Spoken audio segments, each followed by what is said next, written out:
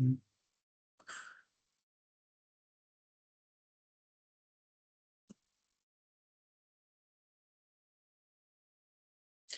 so hi everyone, welcome to this session. Thank you for joining in on a Saturday morning.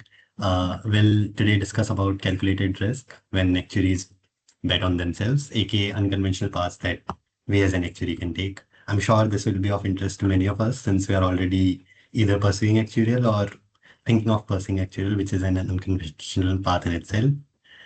We have three amazing actuaries to discuss that: Sumit, Ramani, Palak, Chauhan, and Yash Ratanpal. Palak is a qualified retirement actuary and founder and CEO at GaolSeek. She's the only person who holds both who's both qualified actuary and a SEBI registered investment advisor. She has over 18 years of experience across India and US, where she worked 12 years as a director at Willis Towers Watson in US. And now she's back to India where she'll be scaling her startup, GaolSeek, and bringing personal finance to millions of Indian working families. Sumit Ramani, who is a ICT engineer turned into actuary, who currently runs two businesses. One is an actuarial consulting firm with over 4 qualified actuaries, and the other is a InsurTech SaaS platform for businesses solving their personal finance needs. Sumit has also recently launched his first book, which is called Ring of Fire, which is based on personal finance and has tons of interesting stories.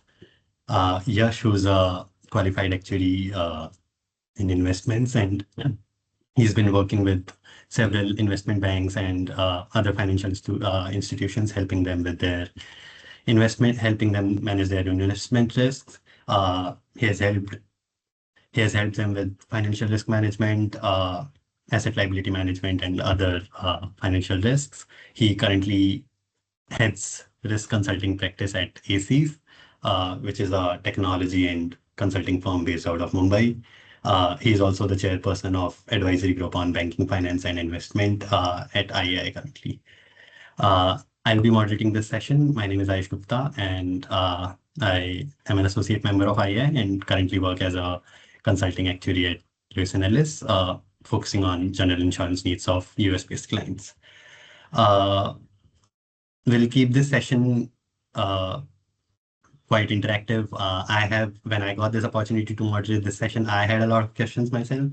So I wanted to ask them to Sumit, Yash, and Palak, and we got tons through different channels as well, where we learn about their unconventional journeys and how have they been doing and what how did they decide on doing something unconventional and what that has led to.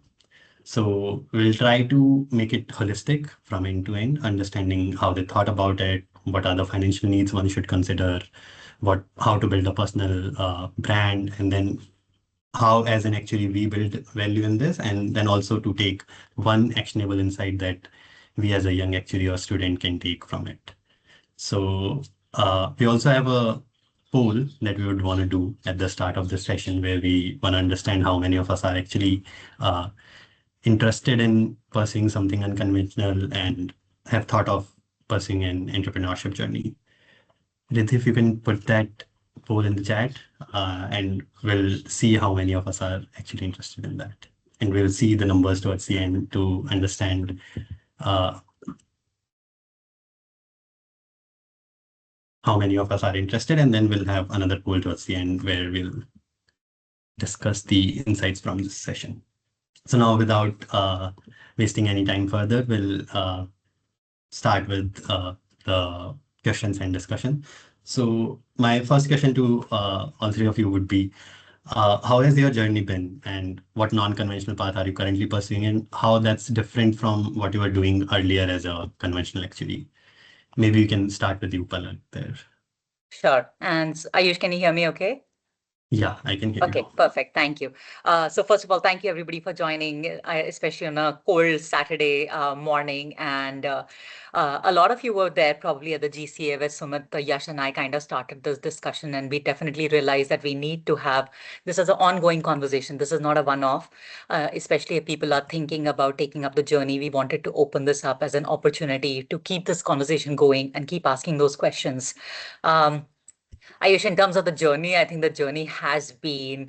Um, I struggle to find the right word to describe the journey because there isn't one word. It's all over. There are a lot of emotions involved. There are a lot of decision making involved. But if I had to find one word, it would be very rewarding. So, like you said, I've been working now for about 18 years almost, and I did start off my career with WTW. So I spent 6 years in India, then moved to the US, spent 12 years there, very traditional. I was advising in an actuarial capacity, and I was a global actuary.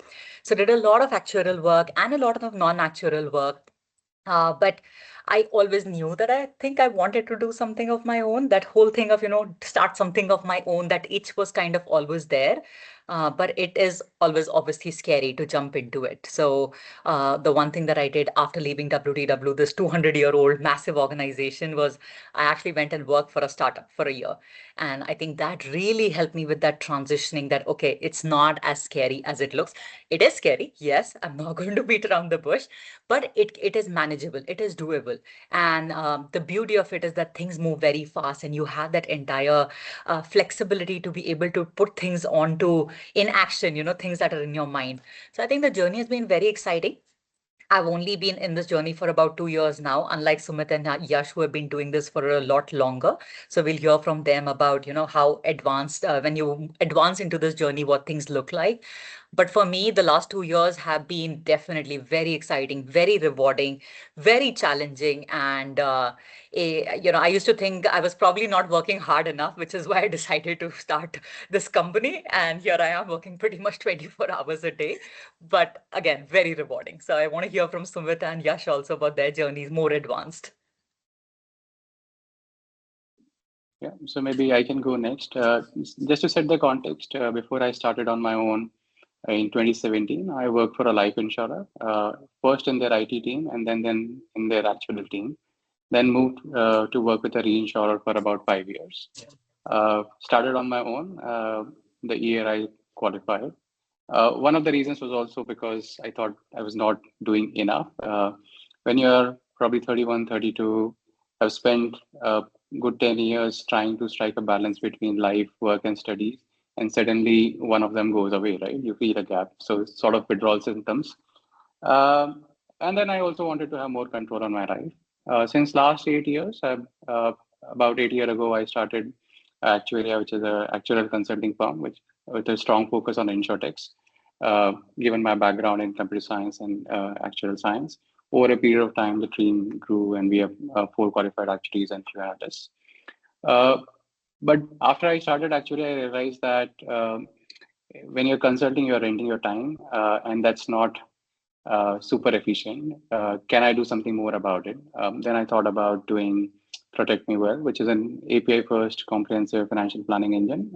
It's a B2B SaaS play.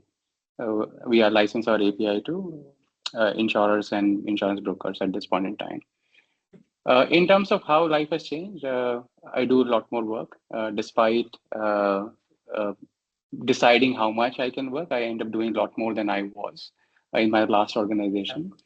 Uh, I also have now control on where I can operate from. Some of you might know I operate from Billai, which is my hometown, moved here during COVID.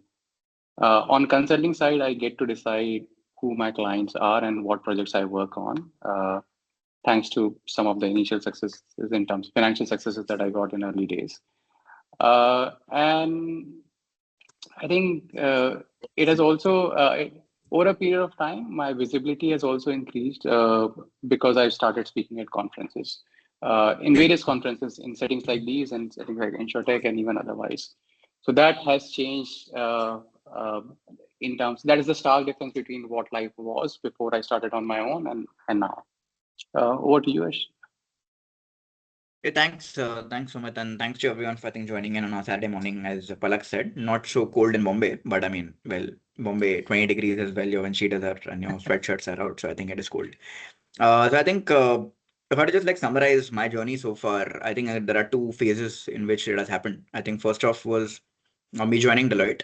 Started off my career at Deloitte with a Big Four consulting firm. It was front office consulting. Worked with some of the largest banking institutions across the globe, across US, Europe, Middle East, Africa, and India. Uh, I was told in hindsight that when I started off my career in banking, was one of the very few actuaries in India who got entered into banking. So in my career, I think if I had to summarize, I've taken two non-traditional leaps or two non-traditional paths. First was entering and deciding to enter into banking, when traditionally actuaries at that point in time were working primarily in insurance. And then after three years stint at Deloitte, got the opportunity with 10 of my other colleagues to leave and start off our own consulting and technology firm, which is ACS. ACS today, we're turning 8 years old actually 2 days from now. So we've come a long way. Today, we are a 300 member people team. We have two businesses, consulting and technology, working with more than 100 plus clients today in India, Middle East, Asia Pacific, with more than 100 plus life sites from our technology products and also on the advisory side. I think the journey from starting off as an analyst at Deloitte to running your own firm, which has scaled a lot more to scale, but which has scaled moderately, has been, I think, exciting, very exciting. Also, very, very eventful, to say the least. We'll share a lot more about our experiences and our journeys in this session today. But yeah, that's just a bit about my experience and my journey so far. That's great to hear. And I think one common thing that I noticed from all three was actually is feeling they are not doing enough, especially after qualifying. And I, as a student, actually look forward to that. How after once we have qualified and we are free from our exams, how do we make up for that time by doing something else and something non-traditional? So over to our next question. The next section is where we try to understand how an individual should think about pursuing something unconventional and how they think if something unconventional is even right for them, both in terms of the opportunity being worthwhile and also the individual assessing themselves if they are made for non-conventional, what are the required skills and how do they assess them. So again, I'd like to ask this question to all three of you. Maybe we can start with you, Yash, this time. Sure. I think if I just talk about, I mean, of course, there's no generalized, I am a strong believer that there is no one size fit all, right? There's no generalized answer that works for everyone, right? Everyone has a very different journey. I think even in this session, the four of us have had very different journeys, very different learning experience, right? So I don't want to pretend to say that we know it all and what we are going to tell you is going to work for you for sure. But what I can share is what worked for me, right? Now, depending on my experience, that's what I would primarily be focusing on. In my own experience, when I had to kind of take the leap of faith from Deloitte to ACS, and initially even joining Deloitte, my thought process was simple, and it has been simple. It's always to do something which is different. And if you're any which way going to put a lot of effort and hard work into it, and you're going to take risk into it, you need to make sure that the upside is equivalent to that, or rather, the possibility of upside is equivalent to the risk that you're taking, right? And that's what a lot of the session today is going to be talking about. So entering the banking industry was very risky because at that point in time there was no career in banking or a straightforward career path for actuaries in banking. But at the same point in time, the other side was the reward that if you do cross that barrier, right, you can open up an entire new niche for actuaries to kind of enter into, right? That is, I think that thought process was what convinced me to get into banking because I thought that the reward was good enough, and also I was generally passionate about banking as an industry. The second part is starting off with ACS. I think for me it was fairly straightforward because firstly, my co-partners, I think fantastic people to work with, a lot of trust that was built, and we enjoyed working together. And I think that's a very important role as co-founders. You have a support system or an ecosystem to work with. I was very grateful and I think lucky to get that opportunity. And when I got the opportunity, I think I was fairly young. Still am young, but fairly young earlier, right? So no financial liabilities for me, no major responsibilities. I wasn't married, did not have kids. So to me, it was a very straightforward equation that look, if I do not, I mean, as you grow up the curve, and I'm sure Sumit and Palak will talk a lot more about that from their experience, as you grow more gradually in your career, you start getting a lot more responsibilities in life. It becomes not impossible, but of course, a little bit more difficult to make that switch, right? So for me at that point in time, I had a lot of freedom of mobility and flexibility. So it was a no-brainer because in my mind, I said that, look, if this doesn't work out, because of my actual degree, right, I always have a safety net or a fallback option, right? And I think that's where me being an actuary helped me a lot to take that leap of faith and that blueprint in terms of thinking. So it was about taking that calculated risk because it wasn't a blind risk, right? If it was that, I mean, I think in hindsight, if I wasn't a qualified actuary by then, maybe my decision to jump into this, right, it wouldn't have been so easy, right? So that's just one thing. That was at least my blueprint for thinking and making that decision to come in because you had a safety net or a fallback option to always fall back on. Yeah. That definitely, Maybe Palak, if yeah, you want to add in here. Sure, sure. I think I have echoing everything that Yash you said, right? Like I think all of that really holds true. So a couple of things from my perspective. So the first was really that this wasn't an idea that just came out of the blue. It's not like, it just came suddenly and then I was like, okay, I'm quitting my job and I'm going to do this tomorrow.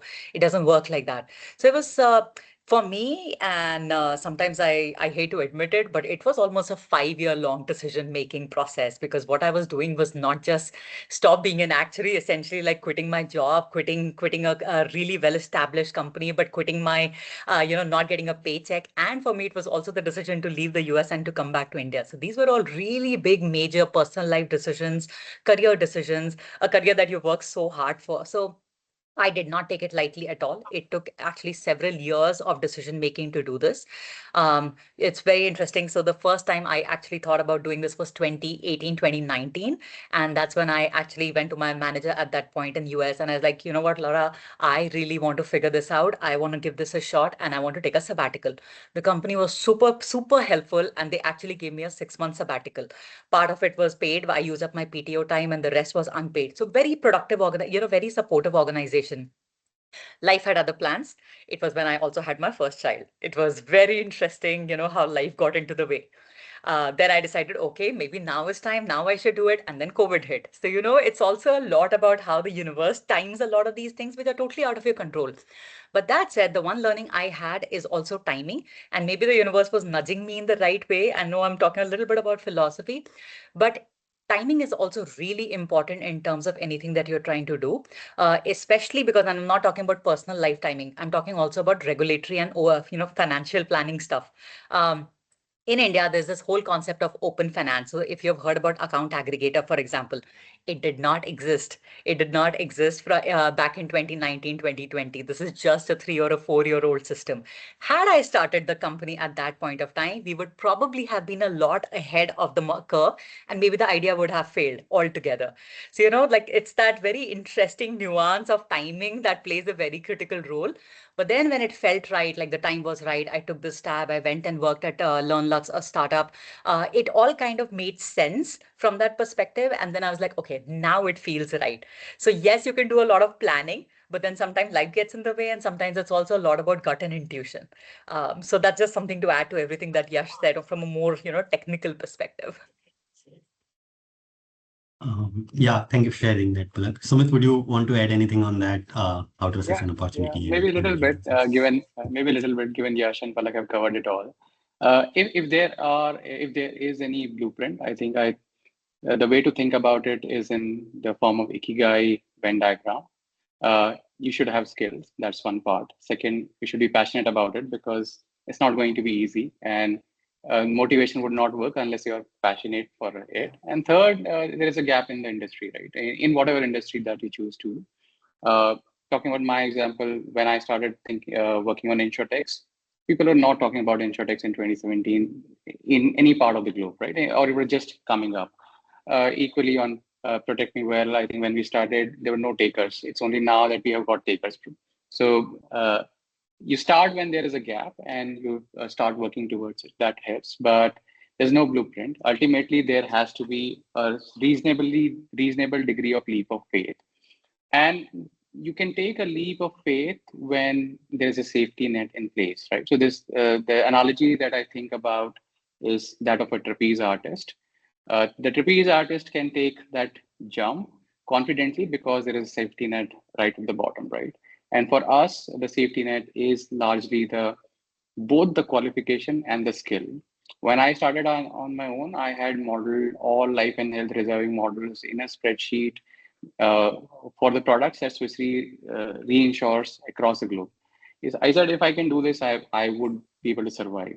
The cherry on the cake was that when I was starting on my own, my employer said, if this doesn't work out, the doors are open, right? So having that sort of relationship where the door where you can take that leap of faith, it just becomes so much easier. Yeah. That's helpful Very too. true. And Aayush, I'll just add to that. Sumit totally stole my script. So the Ikigai is it. Like if there is one blueprint, it's that Ikigai. I think, and like Sumit said, that Venn diagram is literally how I've defined my entire journey with, right? Like it's that intersection of, and Sumit, remind me if I go wrong, but it's that intersection of what you're good at, what you love, which is very important, what you love doing, what the world needs, and what you can be paid for. It's those four things. And if anyone is missing, then this journey just gets really, really hard. So that's literally, if there's only one blueprint, it's that. No, that's helpful to think about how to assess an opportunity and an individual themselves to think about unconventional paths.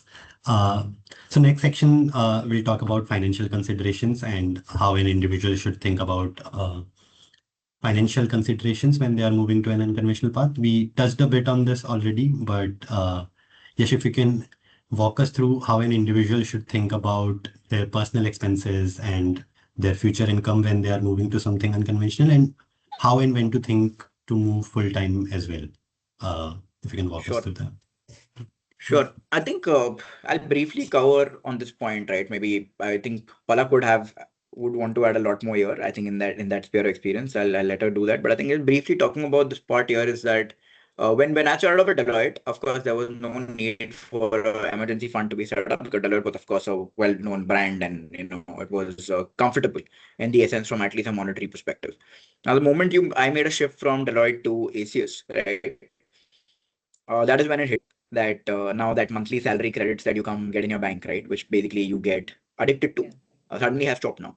And I think that's when, as an entrepreneur, it doesn't hit you till that moment, I feel, right? You can, because till the time you are brainstorming with that, that golden cage in it, it's all good. You're still in your comfort zone. The moment that you're out of the golden cage, that's where you realize. Like me, I think when we were starting off ACS, we were lucky enough to actually land great clients as soon as we started off. So we had a great beginning. So I didn't really face any cash flow crunch issues when we started off. It was a great thing to do. But of course, then COVID came in, right? And COVID came in, and more, of course, in consulting and tech, a lot of the sales that happen is through in-person traveling, through relationship building, a lot of the large chunky projects. And that was for the first time, I think 2 years in. And when, we started off 2 years in ACS, we thought things are going too well. Like, we thought like, we're going to be in a difficult situation. And then little did we know that is what it was going to turn out to be. And then COVID came in 2 years down.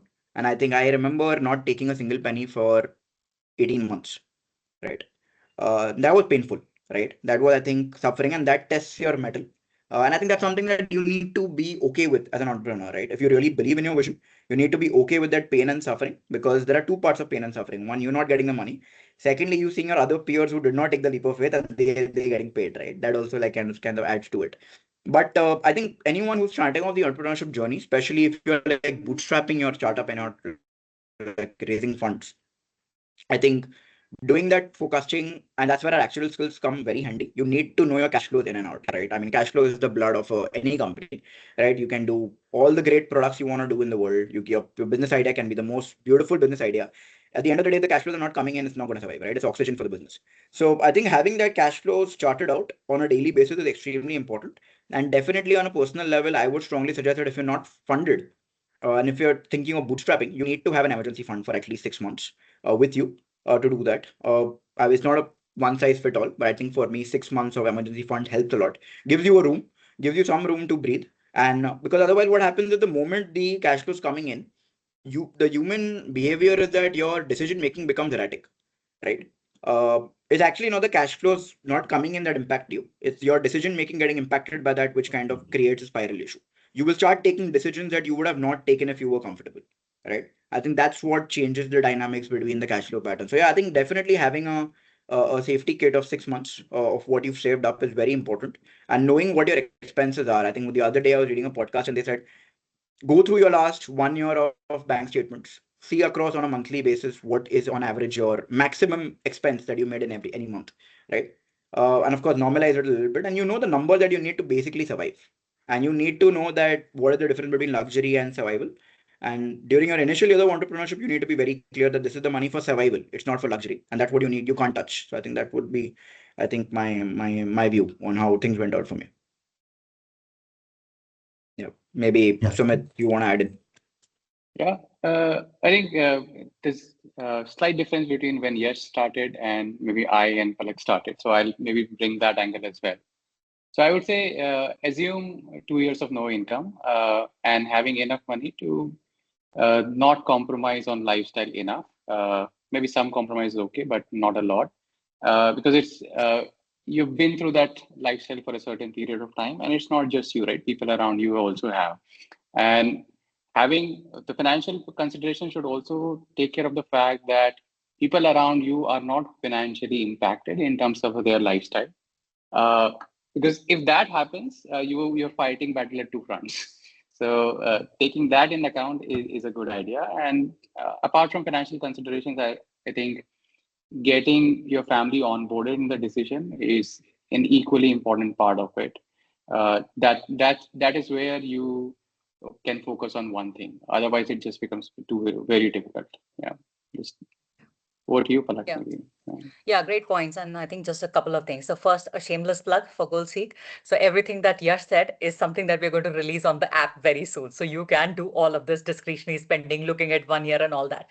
Because I think that really is the crux of actually being able to understand, what your cash flows are going to look like on a personal front.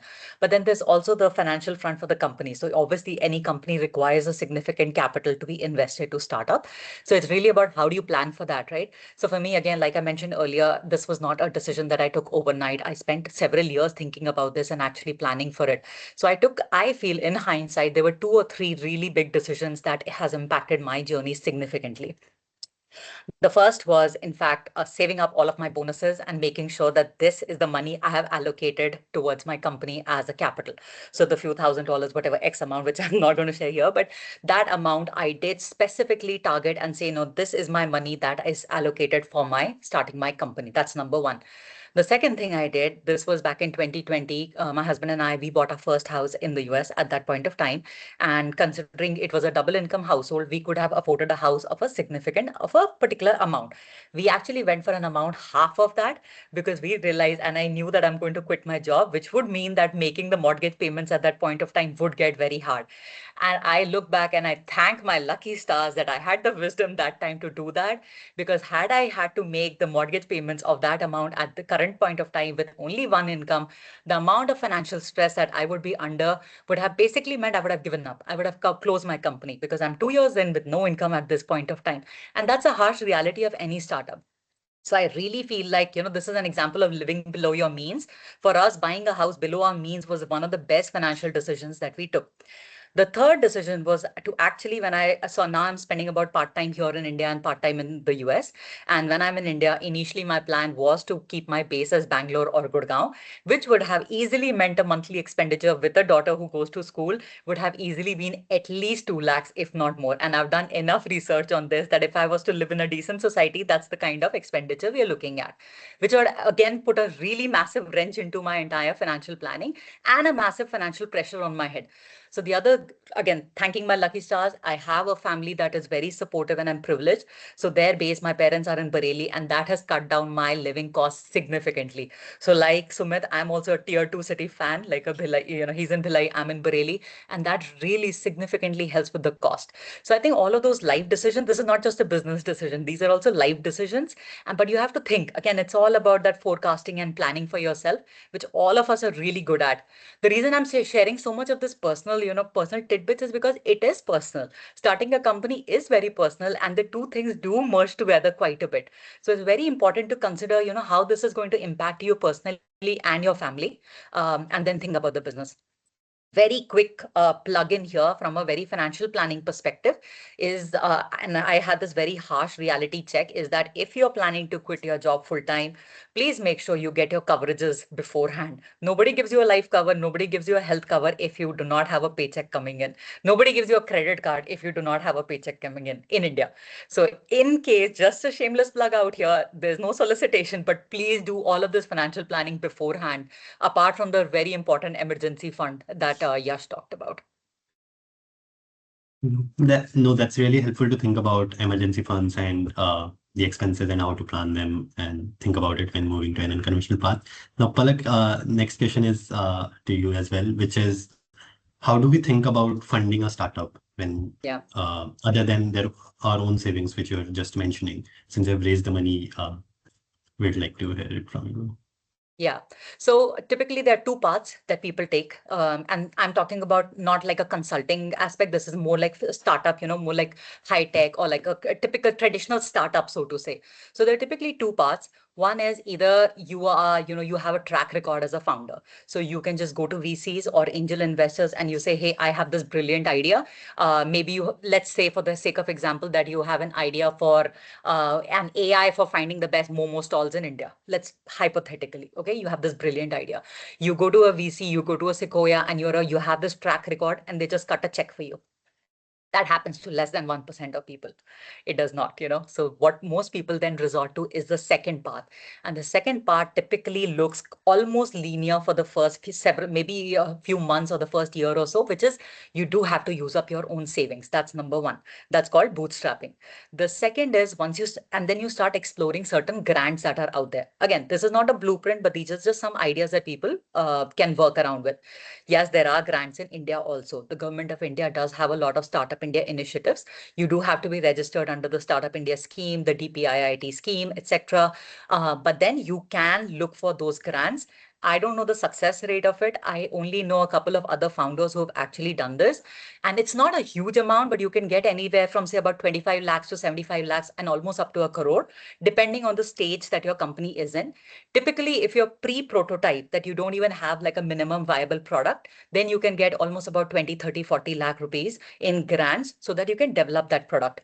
The government has certain criteria in terms of it has to be in line with the government's vision, especially for Viksit Bharat, which is, by the way, great for this group because a very big part of it is to ensure insurance for all by 2047 and financial inclusion. So there are grants that are available that you can look at.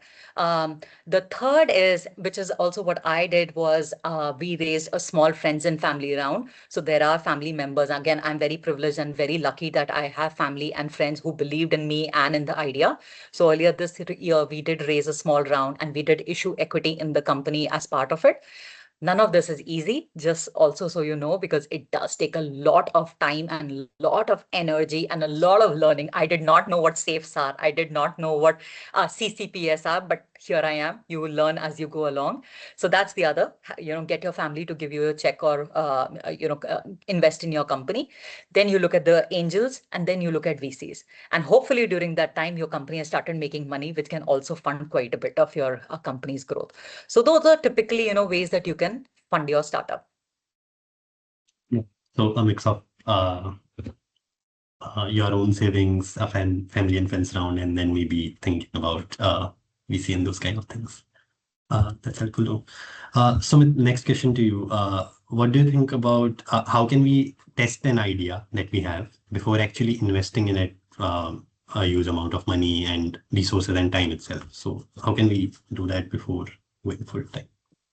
Yeah, there are a couple of thoughts around it. One is, of course, there are two parts to it, right? One is that are you really passionate about that idea or not, or it's just just an escape, right? So I'll tell a little story, bit of digression, but I'll eventually get to the point. I know someone who got into IIT, one of the IITs, BTech. Then he said, okay, let me study for one more year, do MTech. And while he was graduating from MTech, he said he wants to pursue law. And that's when his parents got quite both annoyed and also were not sure what's going on, right? And then they said, can you talk to our son? I spoke to him, and it turned out that he was trying to escape the real life. He wanted to be in the academic world for an extended period. Also, the CGPA was not great, so he was not very sure whether he would land a good job, and that would, in very crude sense, blow up the cover, right? So there are instances when when you think that you want to do something because that seems like an escape. So the good way to test is if you have free time, if you get an opportunity, are you really willing to put in effort, right?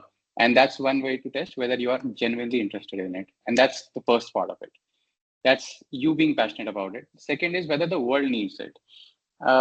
This again, interesting story here. I do not subscribe to the this particular example to it, but you'll see a merit in thinking about it, right? I know someone who opened a impersonating account that impersonates one regulator in one country, right? And he suddenly started getting a lot of traction because people were not happy in that industry and started sharing their complaints. That gives you an indication that there is a gap where you could help people solve their problems around the particular set of complaints that people have in the industry, right? So that's one way of testing it. Do not subscribe to the idea of impersonating a regulator. Absolutely don't do that. But it's like opening a shop with nothing inside it and see how many people are just showing interest in it, right? That's another way. Third is studying across the board to see what seems to start make sense, what is making sense now, what is where is there is a gap. The example that Palak gave on account aggregator, right? Doing GaolSeek before account aggregator would not have been a great idea, but with account aggregator coming in, it just opens up doors for people who do not have data already, right? So where the ducks are aligning, as they put it, right? So once you make sense of it, then it becomes that's the third way of identifying an opportunity. But ultimately, the proof is whether people are willing to pay for it or not. That's the ultimate.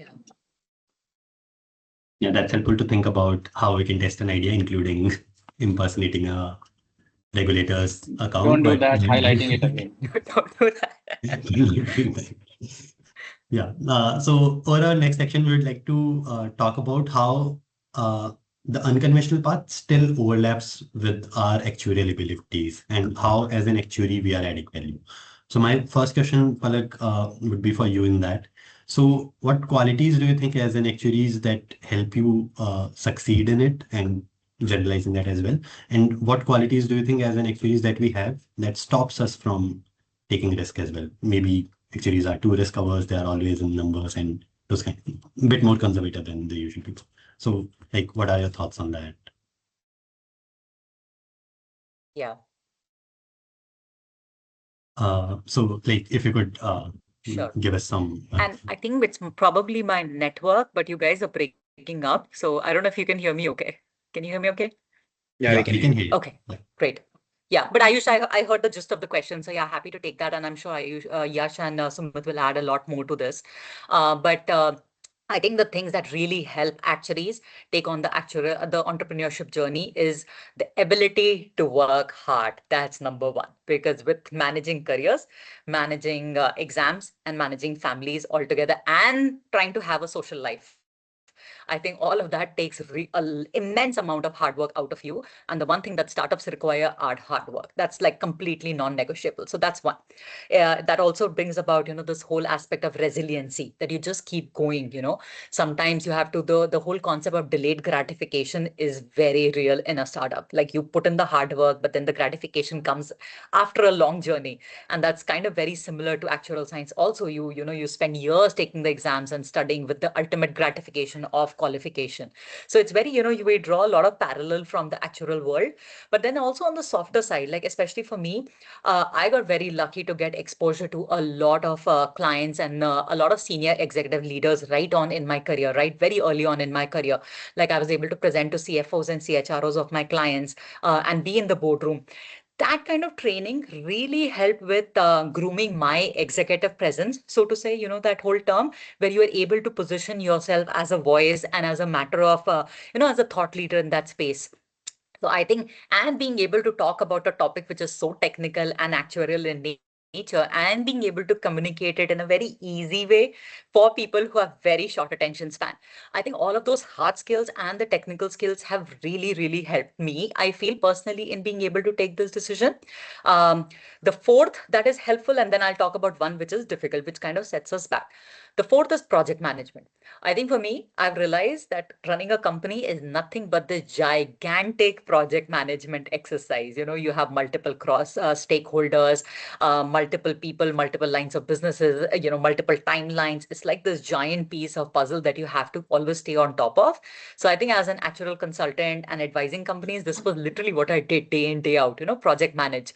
So I think, again, that skill set to stay on top of everything ongoing is also immensely valuable as a startup founder. The one thing that I feel actuaries need to be aware of if they're getting into the startup mode is being very risk averse. I think that's who we are. That's basically the definition of being an actuary, because that's what we're trained to do. We have to be careful. We look at balance sheets. So we are naturally risk averse. But being risk averse also kind of hold you back in an entrepreneurial setup. So that's just something to be wary of, because sometimes when the opportunity is knocking, you have to be risk loving in order to be able to take it. So that would be my one piece of thing to be a little wary of. But maybe Yash and Sumit have anything else to add. Sure. No, so I think, Palak, you've already covered everything. Actually, all the points that I wanted to make, I think you've already covered that. So not much to honestly add there.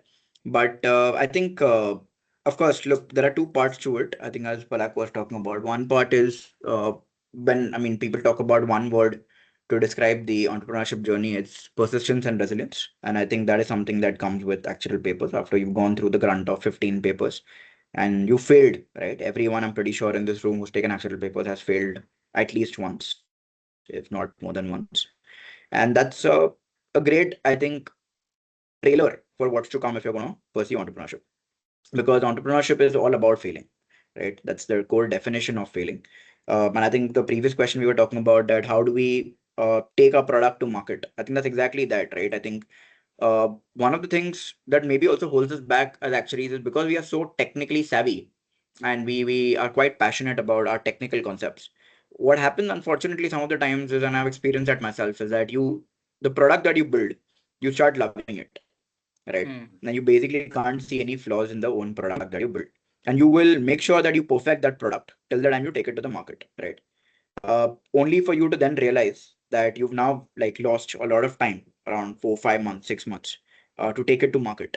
And then when you take it to market, what you thought would work is completely a different reaction from what you get from the customer, right? And that's a bias that we create ourselves, because when you are so technically savvy, you think that you know the entire topic well, right? But sometimes it doesn't work that way. And in fact, one of my partners always told me that, what is holding us back is that we are professionals sometimes. And I think that's where the difference is between professionals and entrepreneurs. Professionals will work within the guideline or the contours of, a particular way of working, and we will do everything by the step, right? Because we are more concerned about the methodology and the process than sometimes the outcome, right? Sometimes that happens, right? Because it's inevitable. And I think that's where we are starting off your journey. One of the things that you need to unlearn is that while your professional qualifications are great, it gives you a lot of technical background. Don't let it bias your decision making as an entrepreneur, because the first thing you need to do is, whenever you're building anything, the only way to perfect that product is not by sitting on a desk and without speaking to anyone and just, in your mind making of the product. It's about going out there, getting yourself humiliated by your customers, right? I use the word humiliated because till the time you don't get humiliated and someone doesn't stress test the hell out of your product or idea, you're not really perfecting it. Maybe it's in your mind, but you're not really going out there and doing that, right? So I think that's one very important aspect, that while as actuaries we have great technical skills and we're able to think of great ideas, don't take it too seriously. Know whether the difference is when you're going out and selling, the customer's voice or the end client's voice is what matters the most. Yeah, and have as much time as possible to iterate. Get your hand dirty and fail as soon as you can. The faster you fail, the better it is. Yeah, maybe Yeah, Sumit, that's any ideas from your side? I think you guys have covered it all. But I'll maybe talk about what holds us back, and I think it's a lot about we taking ourselves a lot too seriously and seeing ourselves as God, especially in life insurance setting. You've seen very differently, right? But in reality, when you go out in the market, that's quite not true. I have done things which I've not imagined I would have done. I've Now a lot of my time goes into selling. I don't come from that background, and I honestly did not look people in. Uh, uh, uh, Maybe looking down is not the right word, but I thought being an actuary is a superior thing to do as compared to let's sales. But that's not the reality. Selling is hard, and selling it with a background of being an actuary is equally hard, right? So because you would want to say things which are true, which I think is the right way of selling as well. But you're competing against people who are winging it as you go by. So then it becomes even harder. But sales is something that is an important part of what you do, and thinking that you can't sell could also hold you back. And yeah, so just being open to doing things which you think otherwise are not as important or as rewarding, because it's your business and you will have to probably do it all from right something as basic as, let's say, cleaning up data to being able to sell or being able to maintain accounts, all of that. So not being open to doing things beyond actuarial could be something that could be holding you back. Yeah. That's helpful to know about and to think about the actuarial qualities that give us some advantage and then also some disadvantage like risk averse nature.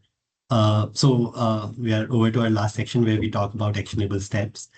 So like from each of you, one advice that you'd give to all the students, professionals present here, that one actionable thing that they can start, they can do maybe to, if they're interested in pursuing non-conventional paths right away, that will help them in their journey. Maybe we can start with you, Sumit. Yeah, so I think there are two parts. One is philosophical and second is more practical. The philosophical bit is spend time with yourself thinking and evaluating your life and actions, so whether it's going in the right direction that you wanted it to be. Because most of us spend 20, 30 years doing something and then realizing maybe that's not what we wanted from life. Spend 15 minutes a week. I think that's enough. And that would also help you find what you want to do. Continuing with traditional path, there's absolutely nothing wrong with it. We all went through that path. We just decided to digress a bit, right? And do something else. But doing that there's nothing wrong in it. But doing something which is more aligned to who you are is more important than anything else. So that's the philosophical part of it. Second, if you are considering, or even if you are not considering taking a unconventional path, spend some time building a personal brand and network.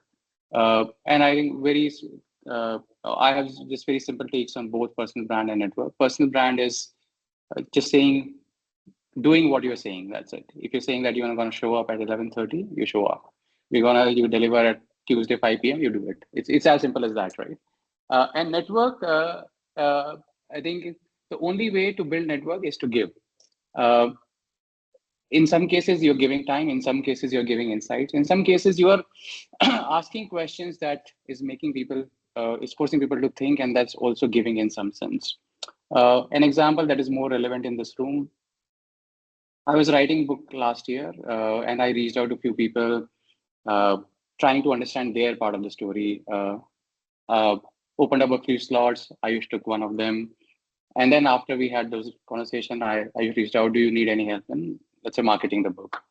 That was very slow process because of my delayed responses, but we eventually agreed to work together. Then Ayush contributed to the website that I have in its current form and shape, built several calculators that are hosted on the website. None of this he was skilled to do, but he was willing to do it, put in time, stuff. Uh, then when we started talking about this session that we are in right now, one of the thoughts between Yash, Palak, and I had was, instead of we dumping down what we think is required to be told, why not someone who is in the shoes asking these questions? I could not think of anyone else apart from Ayush. So that's how you start by giving, and then you start reaping benefits. But when you're giving or adding value, don't do it with an intention to reap benefits. That will happen eventually, and it would be in multiple folds. Yeah. Yeah, I Yeah, can over to you. definitely agree that. Yeah, Palak, yeah. would you wanna add any advice for young actuaries? Um, Yeah, no, I mean, I was just echoing what Sumit said. I think this is really helpful, right, Sumit? I think the power of networking is something that we just hear the word networking, but we don't really like understand the value of that as much until you've actually seen the benefits of that later. And I think that's one of the biggest things that has helped me in my journey so far as well, which is just being able to get into the right rooms and have the right conversations with people. The value of that is just it's understated. You can't demonstrate that. You just know it, once you're at least a few years in. So I think, and that's very relevant for everybody in this group. I know a lot of you who are attending today are students.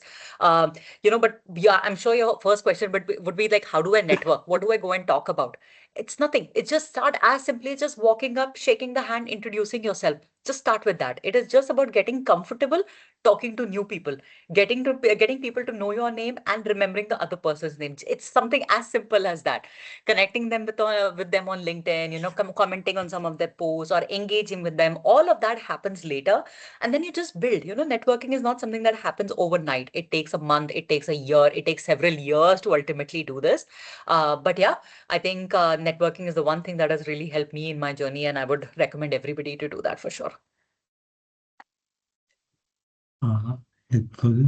Yash, would you wanna give any Yeah, no, I external think messages? I think both Palak and Sumit have spoken about networking, which of course is very very fundamental. I think my advice, I think, to people who are looking at getting into unconventional roles is twofold. I think one is typically, we all talk about in today's day and age. Of course, Palak also is in that business, and I think Sumit also with his book about looking at your financial planning, invest your money in the right way. I think in all this essence, one of the things that we don't talk about a lot is investing in yourself and backing yourself up, right? I think, when someone asks me today, what's the biggest asset in your portfolio? And the answer should be you, yourself, right? At the end of the day, fundamentally, what happens is you need to back yourself, and you need to kind of have the confidence that once you've taken a decision, you're going to see through it, right? And that's pure tenacity. And unfortunately, tenacity is something that can't be taught. There are ways to do it, but that fire in the belly has to come from experiences throughout your life, right? But you need to Yeah. find a way to get that fire in the belly there. And if you have the fire in the belly, make sure it doesn't go away, right? I think that's very important.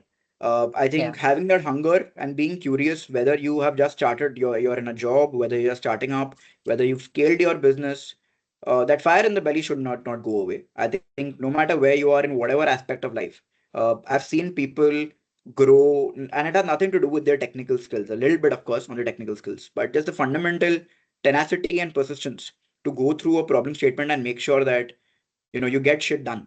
And I think there was a podcast with Obama where he said that there are multiple people who will, they're very good at explaining very sophisticated problem statements, right? And they will explain to you problem statements in very different ways, but very few who will just get it done, no matter what the task is. The task could be, for me when I started off, would be getting my pantry renovated, right? Or closing a deal with one of the largest banks in the world. Doesn't matter, right? At the end of the day, backing yourself to ensure that no matter what task you've picked up, you're kind of taking it to closure, and that compounds over a period of time, right? And then you kind of see the compounded result at the end of the day.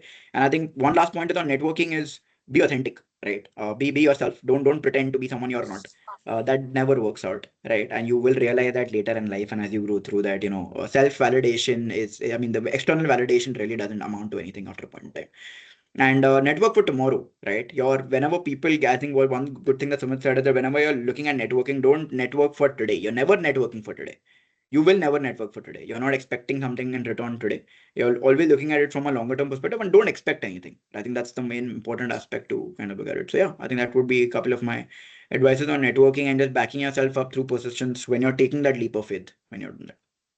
Ayush, and just one other, a little bit more tactical takeaway, I guess, for people, maybe two tactical takeaway for people.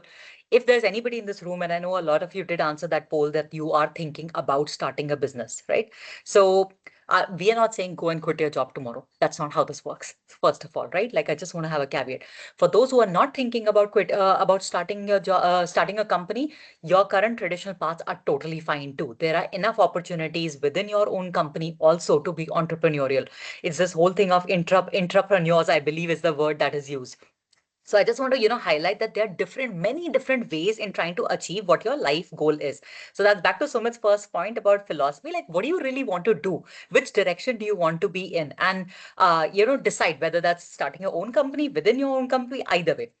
If you are deciding to start your own company, like I said, you do not have to quit your job tomorrow. That's not how you need to do this, especially anymore in the world of AI. And I know we have not talked about AI at all, but especially when you're thinking about starting a company, AI has made life so easy. The barriers to entry have become so simple and so low now because everything that we talked about, or whether somebody's going to pay you for it, is there a viable idea or not? All of that testing can be done literally over a weekend or maybe maximum over a month. There are plenty of tools out there that you can generate a prototype in less than a weekend away. All you have to do, like back to Sumit's example, that person who wanted to do law also, Sumit, they could have literally just sat a weekend and actually decided whether this is working out for them or not. So again, back to that idea of an AI for Momo stalls. If you have that idea and you think there is a market for it, test it. Build out a website very quickly. Within 8 hours, you will have a fully functional website ready. You do not need coding skills. I am not an engineer. I'm a statistician and then obviously an actuary. I don't know how to write code. I only know Excel. But with AI, all you need is English and clear thinking. If you have that, you can put it into prompts, refine your prompts, get a working website, get a working prototype even, show it to people, ask them, will you pay me for it? It's as simple as, whether your consumers are willing to pay you for it or not.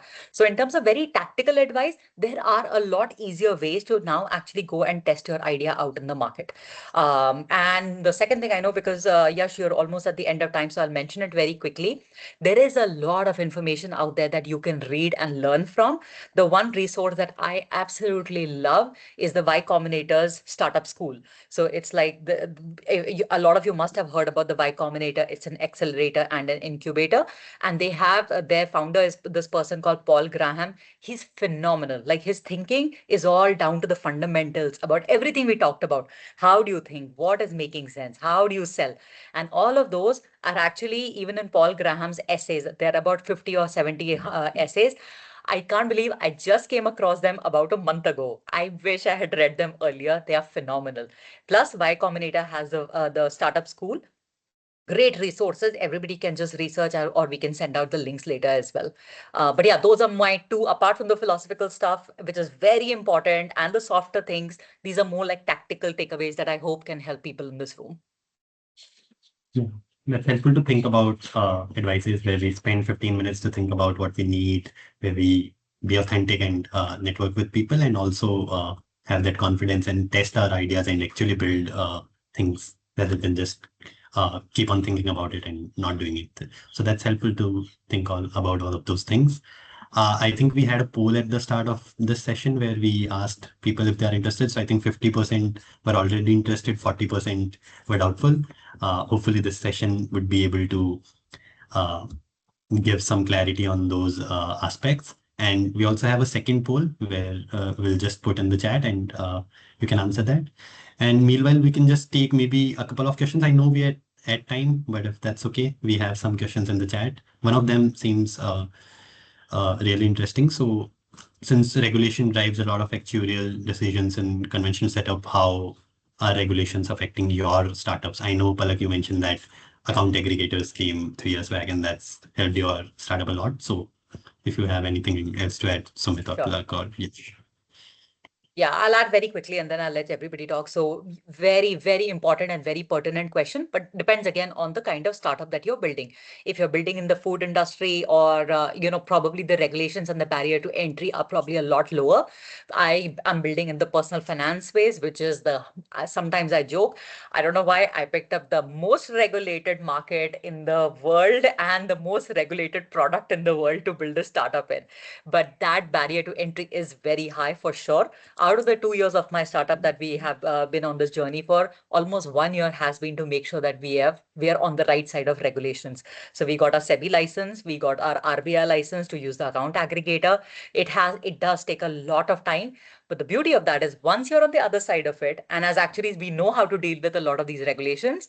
So when you are on the other side of it, then it builds a beautiful moat around your business that becomes a very high barrier to entry. And that just gives people a lot of trust and confidence. So I think very relevant question, but depends very highly on what startup you're building. If I can go next year. So while being in a regulated space helps because it just separates you from an unregulated entity. Somehow I never wanted to be part in the regulated space, and I did everything to kind of escape doing things which were not regulated, right? So let's say in my case, ProtectMeWell could have also sold financial products, which would have meant I was, let's say, probably a broker and then everything around it, right? So somehow I never wanted to be regulated, and hence I shaped my startup around it. So it's also about what you want to do as opposed to, and then deciding whether how much and whether regulation should affect you or not. Yeah, but if you are in a regulated space, of course, go ahead, do it 100%. Yes, I think we have more questions, but maybe we can answer I think there this is later. just one question I think which is important. I think I was just going through it, maybe worthwhile answering that. Mhm. I think from Nayan, that how much experience affects your decision making to try something unconventional or entrepreneurial, and should you work first before starting something new? I think very relevant question. I think at least my personal view on that question would essentially be, for me, I think working in a large scale organization was extremely important. Taught me the importance of structure, processes, uh, you know, talking to people, collaborating with teams, and how does something scale? I think that's very fundamental. Of course, there are a lot of examples today around us where we see that people have directly, not had any corporate experience that they've directly gone into starting up, and they've also got tremendous amount of success. But then that's also survivorship bias, right? Because you'll typically read about people who really made it, right? There are a lot of people, there are a lot of bodies that have fallen behind those rock stars, right? That no one talks about. So I think that is one thing that is important. So at least from my perspective, my advice from my personal experience would be getting a couple of years of experience under your belt, getting those papers and qualifications in before just gives you a greater foundation. And I think that's what helps you build on a lot more after that. So yeah, I think that's something I want to talk about. Yeah, maybe if I could add there. So yes, of course, if working in a regular setting for 10, 15 years would increase the opportunity cost. But the way I look at it is, if your opportunity cost is higher only if you're optimizing for money, but if you're optimizing for life, the opportunity cost is probably not that high. And uh, and if you working in a corporate setting for an extended period does give you think in does help you in thinking in terms of scale, right, and structure and process, which eventually would come when you scale as well. So how things work at large scale is an understanding that helps you in your later part as well. So Yeah. yes, giving away a paycheck which was reasonably higher could seem like a large opportunity cost, but if the intention is to align with who you are and what you want to do, then maybe it's not that high. And the object, if you change basically the objective function from maximizing money to maximizing life, the decision becomes so much easier. Yeah, just a personal angle to that though is also about how life is outside of work for you, because I think when you're much younger, you don't have any responsibilities, and I think Yash and Sumit talked about that a little bit earlier. When you're obviously right, and the natural traditional path of life is generally that when you are single, you don't have any responsibilities, you don't have a mortgage or a home EMI to pay, you don't have any of those obligations, which kind of almost makes it slightly easier to take that risk because you don't have any of those commitments. Nobody else is dependent on you. So the flip side of this conversation is really on a personal side that you have to see. Whereas when you get a little bit older, a little bit more mature, traditionally speaking, everybody has life paths, different life paths, but then you generally are married. Maybe you have a spouse who is working or maybe not working. Maybe you have children who are dependent on you. Maybe your parents who by that time are dependent on you. So there are also life circumstances. So again, like anything in life, there is no clear answer. You have to see what is right for you, but there's a professional aspect. And then there's also the personal that kind of goes hand in hand with this decision making. Yeah. Thank you for sharing the insights on this. If you Maybe guys that's have just time, the we last can. point, right? Maybe we said Yeah, just the last point. yeah, But if you're yeah. not So, sure, get qualified first. yeah, I think It's going to that's be 5-10% of Yeah. your overall career path. Do Yeah. that.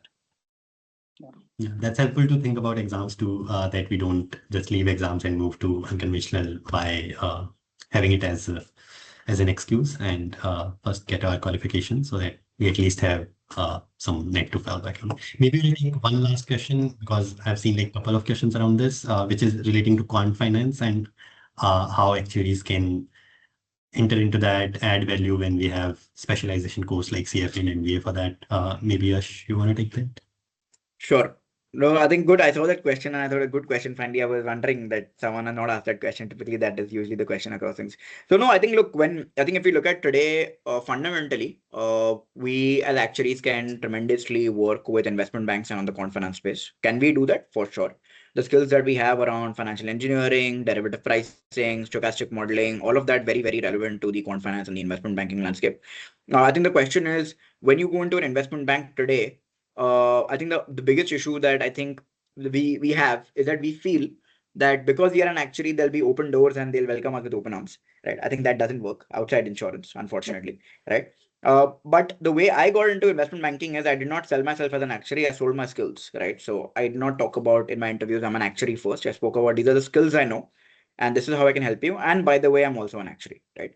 I think investment banking on the banking side, they're more interested on the outcome that you guys are able to kind of drive for them rather than being fixated with the qualification per se.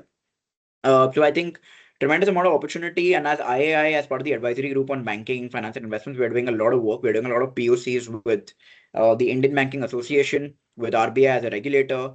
Hopefully, more to come on that when we make some progress. We are close to making progress there, where we are trying, the institute is trying tremendously hard to create more opportunities in a formal way for actuaries to work in the banking industry in India. But I think that starts off with certain case studies, right? And I think we already today, like when I started off my journey, when there were no case studies of actuaries working in banking in India, today we have a lot of case studies. I think it's now about finding those people who have made an impact in banking, getting them out to the stage, talking about their experiences, and doing like a campaign, right, to create awareness about how actuaries can work with banks in India. And I think it's high time that we start doing that. And in our hopefully next few conferences, we're not only looking at working with insurance companies, but there are also bankers coming into our conferences to tell them that what we're capable of doing. And I'm pretty sure in the next 2-3 years, I'm very bullish that we are going to see a tremendous amount of more actuaries working in banking and quant finance in India. So I think a very good space to be in. And if you look at India, the banking industry is growing well, right? I think we are looking at over a period of time, the bank's balance sheets have become much better, and that's a very good indicator of where the industry is going. Of course, with fintech and new open finance coming in, there will be certain kind of innovation that we're going to see there. But I think in all, I see the banking industry being a good area to be in from a longer term perspective. Yeah. Thank you for sharing that, Yash, and thank you for joining in. Sorry, I think I have one last point to add on top of what Yash said, slightly unrelated. So some of the projects that I've got involved in are from betting industry, are also from real estate. Incidentally, both of these came from Australian clients, and they reached out saying that they're looking for an actuary. What it essentially means that actually in Australian market went beyond insurance, let's say in betting industry, in a real estate industry, demonstrated that they could add value. And then it became easier for actuaries across the globe to be able to get involved, right? So what Yash is doing right now is opening doors for some of you who are going to do right now. But all of us are building on the legacy that actuaries in the past who have come and demonstrated that what values actuaries could bring in. So while we continue to uh, build on legacies of our seniors, try different paths, ensuring that we continue to uphold the standards is very, very important because that's the only thing that we're going to pass on to rest of the actuaries who are going to come in future. Yeah. And Ayush, before you close, I guess there are a couple of more questions. I think there's one question about MBB firms that's come up. I know we are over time, but Sumit, Yash, if you just want to, if one of us can just answer some of the question, and somebody's raised a hand as well. Sure. No, I think happy Ayush, to do you answer want the to? MBB Yeah, go question, ahead, Yash. right? So I think coming from a consulting background throughout my entire life, I think, of course, more from a Big Four background and MBB, but of course, I have a lot of friends working in the MBB as well. I think, look, at the end of the day, consulting is about what is it, right? At the end of the day, you're collecting raw data. Like the client is coming to you because of two reasons. One is either that they want an independent view, right? Or secondly is that there's a lot of chaos that they want you to kind of assimilate and give them a structured view for them to make business decisions. And isn't that what we do as actuaries for insurance companies or any other industry we do, right? What we do is we look at data, we look at historical data, we look at the clutter, right? Organize it, get it in one place, and then we're trying to create a storyline about how that data is going to help them make informed decisions, right? So I think very relevant, MBB is very relevant to the kind of work that we do. And again, one area where definitely we should be making a lot more inroads as a career option, which is essentially there, right? The flip side to that is, and I've heard it's a little controversial, but in the day of ChatGPT and AI, the other question to you is that, okay, that's what even ChatGPT does at the end of the day. And my counter usually to that question is, yes, the ChatGPT will help you kind of organizing things and give you a collated information. But at the end of the day, there will always be human touch and human relationships that you need to kind of give the comfort to the other client, right? Yeah. Bank with $1 billion balance sheet is not going to take decisions based on ChatGPT. I can tell you that. Yeah. 100%. Yeah. And yes, I'll add a couple of other things. So again, I spent my entire career working as an actuary, as a consultant. And I think there are three things that really stand out for me that helps being a consultant, which is basically what MPP firms do. You know, you're a consultant, you're a partner to a lot of these CFOs and CHROs and CEOs. The number one is strategy. And what is strategy? Strategy is ultimately understanding, making sense of, first of all, understanding what does the client want? What is that the client does not even know that they want? That is anticipating their need. And the third is then the solutioning part of it, and then bringing it all together. So I think that strategy part and just even understanding how do you even think clearly, which I know Sumit touched upon earlier, this whole part about thinking clearly, that is a pure consultant, that's like gold for consultant. And that does not matter whether you're a consultant in Deloitte, you're a consultant in one of the MBBs, you're a consultant in WDW or any of the firms. The fact remains that you're talking to a client, you're solving a problem for them, and they look up to you as a guide. That's number one. Second is stakeholder management, and that is irrespective of wherever you are. So whether you are in an insurance company, you're managing your peers, you're managing your team members, you're managing your seniors, you're managing the board. So it's like massive stakeholder management that you're doing. And that's exactly the same thing that you even do as a partner or a senior consultant or as an analyst in an MBP firm. That's second. And the third, which I talked about earlier, is again very critical, are your project management skills. That's basically being able to thrive in chaos. That's the same as being a startup entrepreneur. That's the same as being an actuarial analyst in an insurance company. And it's the same as being in a consulting firm. So I think those are three really important technical points that works. And the fourth, I'll also add the soft skill is your executive presence. It's that entire thing about your personal brand, being able to talk, being able to deliver, being able to get your thought across clearly that somebody else can understand.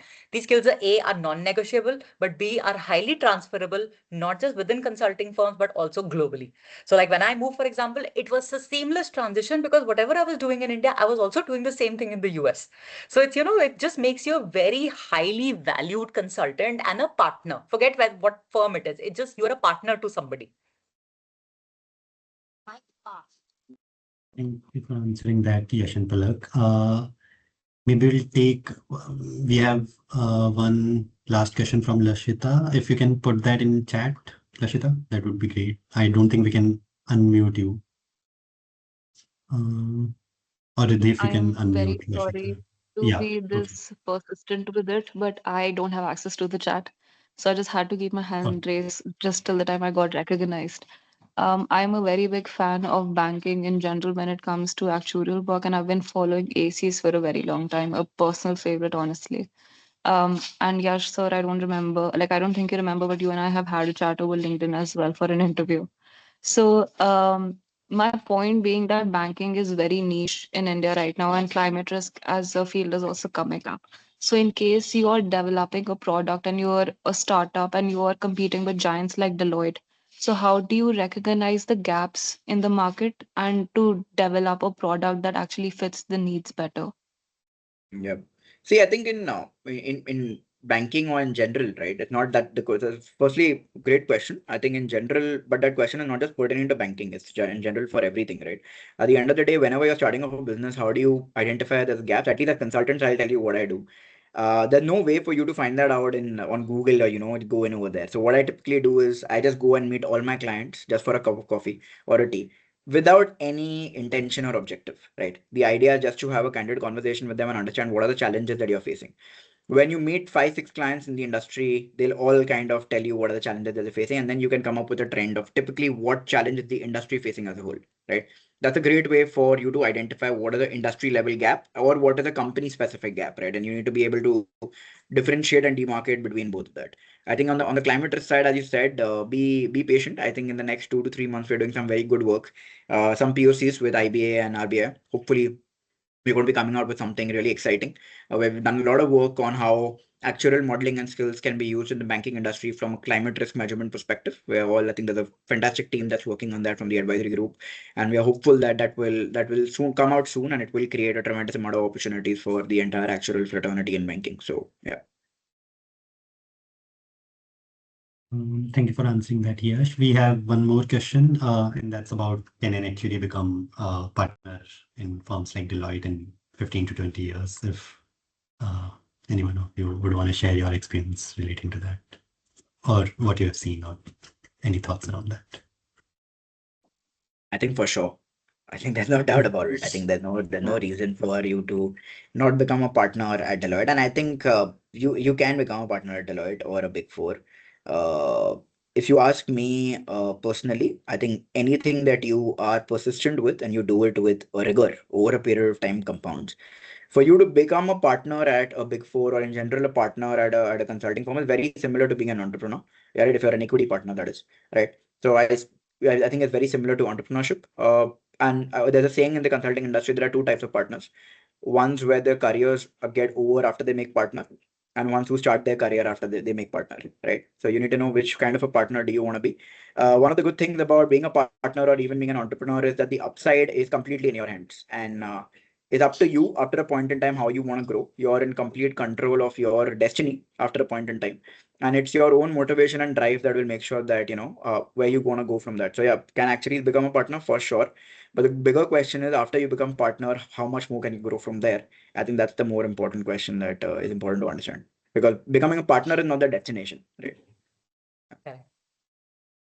Well said, Yash. And I think I would also question your 15 to 20 years. I think you could probably do it sooner if you wanted or later. So for sure. yeah. Perfect. Thank you for that. We have one more question. I think if we'll just take a last question and after that we can close.